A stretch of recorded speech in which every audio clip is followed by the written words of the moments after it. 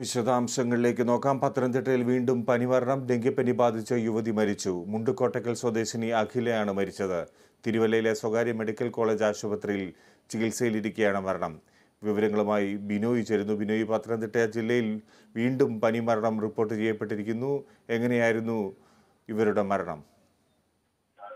Fiji, കഴിഞ്ഞ 5 ദിവസത്തിനുള്ളിൽ ഇത് 5ാമത്തെ ആളാണ് ഡെങ്കിപ്പനി ബാധിച്ച് മരിച്ചിരിക്കുന്നത്. നേരത്തെ 3 പേർക്ക് എലിപ്പനിയായിരുന്നു. ഒപ്പം 1 വയസ്സുള്ള ഒരു കുട്ടിയും മരിച്ചിരുന്നു. ഇപ്പോൾ മരണമടഞ്ഞിരിക്കുന്ന സ്ത്രീയുടെ വീട് പത്തനംതിട്ട നഗരത്തിന് സമീപമുള്ള മുണ്ടുകോട്ടക്കൽ എന്ന സ്ഥലത്താണ്. സ്വാഭാവികമായി ഈ മേഖലയെല്ലാം തന്നെ റബ്ബർ ഉൾപ്പെടെയുള്ള കൃഷി ചെയ്യുന്ന മേഖല കൂടിയാണ്. നേരത്തെ തന്നെ വലിയ നിർദ്ദേശങ്ങൾ നൽകിയിരുന്നു. ഈ പ്രദേശങ്ങളിൽ നിന്നും ഈ കൊതുക് വളരാതിരിക്കുന്നതിനും അത് കൊതുകുജന്യ രോഗങ്ങൾ ഇല്ലാതാക്കുന്നതിനുള്ള നടപടിക്രമങ്ങൾ വേണം എന്ന് പത്തനംതിട്ട നഗരസഭയും ഒപ്പം ആരോഗ്യവകുപ്പും എല്ലാം നിർദ്ദേശം നൽകിയിട്ടുണ്ട്. എന്നാൽ അത്തരത്തിലുള്ള പ്രവർത്തനങ്ങൾ മന്ദഗതിയിലാണ് എന്നുള്ള പരാതിയും ഒപ്പം ഉയരുന്നു. എന്തായാലും ഈ വളരെ ചുരുങ്ങിയ ദിവസങ്ങൾക്കുള്ളിൽ 5 പേർ മരണമടഞ്ഞത് വളരെ ഗൗരവത്തോടു കൂടിയാണ് പത്തനംതിട്ട ജില്ലാ ഭരണകൂടം കാണുന്നത്. മാത്രവുമല്ല, മറ്റൊരു കാര്യം കൂടിയുണ്ട്. പനിബാധിതരുടെ എണ്ണം കാര്യമായി വർദ്ധിക്കുന്നില്ല എങ്കിൽ പോലും മറ്റു ജില്ലകളെ അപേക്ഷിച്ച് കുറവാണ് എങ്കിൽ പോലും ഇപ്പോഴും പല സ്ഥലങ്ങളിലും, അതായത് മലയോര മേഖലകളിലൊക്കെ തന്നെ പല വീടുകളിലും പനിബാധിതരുടെ എണ്ണം വർദ്ധിച്ചു വരുന്നതായുള്ള വാർത്തകളും പുറത്തു വരുന്നുണ്ട്. എന്തായാലും ഇന്നത്തെ അഖില കൂടി മരിച്ചതോടെ 5 പേരാണ് ജില്ലയിൽ മരിച്ചിരിക്കുന്നത്. മാത്രമല്ല, 1 വയസ്സുള്ള ഒരു കുട്ടി 3 ദിവസം മുമ്പ് ഇത്തരത്തിൽ പനി ബാധിച്ച് മരിച്ചിരുന്നു. അങ്ങനെ ഇത്തരം സംഭവങ്ങളെല്ലാം തന്നെ ഗൗരവത്തോടുകൂടി തന്നെ കാണുകയാണ് ആരോഗ്യവകുപ്പ്. മാത്രമല്ല, കഴിഞ്ഞ ദിവസം ആരോഗ്യവകുപ്പ് മന്ത്രി തന്നെ നേരിട്ടെത്തി പത്തനംതിട്ട കളക്ടറേറ്റിൽ പ്രത്യേക യോഗം വിളിച്ചിരുന്നു. ആ യോഗത്തിലും ആരോഗ്യവകുപ്പിന്റെ കർശനമായ നിർദ്ദേശങ്ങൾ നൽകിയിരുന്നു.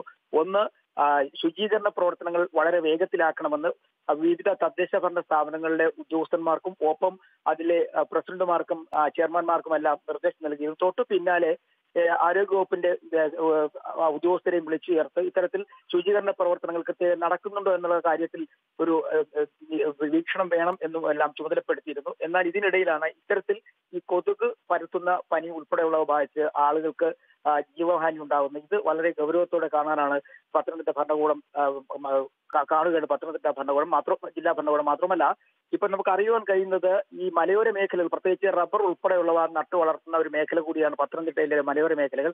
ഈ പ്രദേശങ്ങളിലൊക്കെ ഈ പനി ഉൾപ്പെടെയുള്ള സാംക്രമിക രോഗങ്ങൾ പടരാനുള്ള സാധ്യത കണക്കിലെടുത്തുകൊണ്ട് ഈ ആരോഗ്യവകുപ്പിന്റെ പ്രത്യേക സ്ക്വാഡുകളെ കഴിഞ്ഞ 2 ദിവസമായി അവിടെ നിയോഗിച്ചിട്ടുണ്ട്.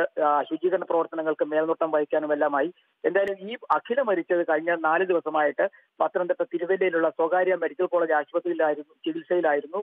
ആദ്യം സാധാരണ പനിയാണെന്ന് കരുതി ചികിത്സിച്ചുവെങ്കിലും പിന്നീട് പെട്ടെന്ന് തളരുകയും അതുപോലെ തന്നെ രക്തത്തിൽ മാറ്റങ്ങൾ ഉണ്ടാവുകയും ചെയ്യുന്നു. ഇതേ തുടർന്നാണ് ഇവരെ തിരുവല്ലയിലെ സ്വകാര്യ ആശുപത്രിയിലേക്ക് കൊണ്ടുപോയത്. സ്വകാര്യ ആശുപത്രിയിൽ 2 ദിവസം ICUവിലായിരുന്നു. അവിടെ വെച്ച് ഇന്ന് രാവിലെയാണ് ഇവരുടെ മരണം സ്ഥിരീകരിച്ചത്. ശരി ബിനോയ്, പത്തനംതിട്ടയിൽ വീണ്ടും പനിമരണം റിപ്പോർട്ട് ചെയ്യപ്പെട്ടിരിക്കുന്നു.